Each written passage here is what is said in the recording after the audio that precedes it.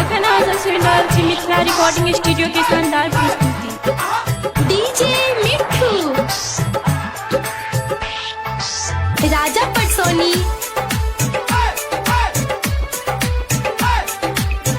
गाँव के याद जब आबई म्यूजिक बाय इंद्रेश प्रेमी।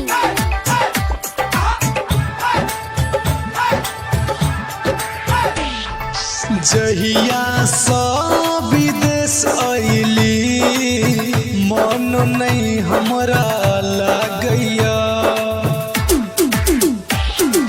जहिया सा विदेश अइली मन नहीं हमरा लागैया।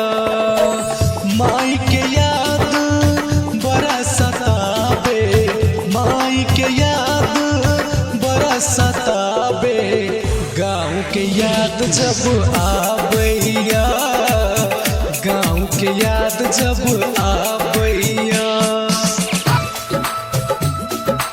डीजे मिठू राजा पटसोनी।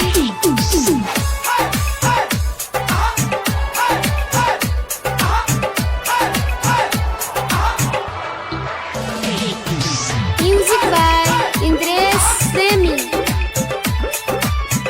गाँव के याद जब आबैया हो साथी संगे घूमल फिरल याद आबै।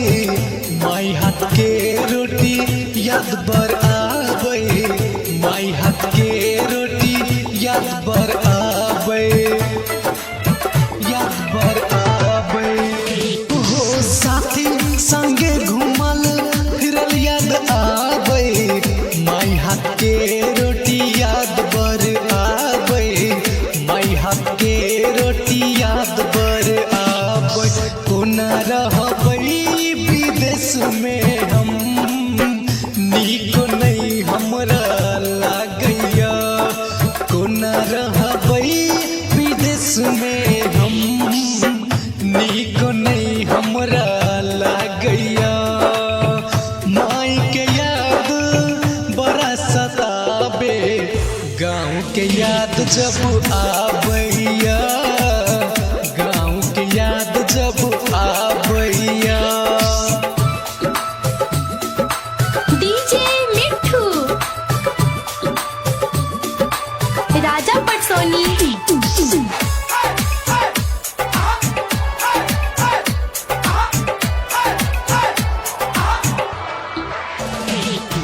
म्यूजिक बाय इंद्रेश प्रेमी। गाँव के याद जब आबैया हो परदेश में आको हमरा निको नहीं लागै।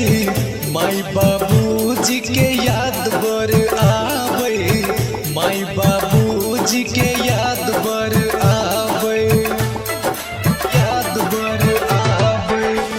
हो परदेश में आको हमरा निको नहीं लागै।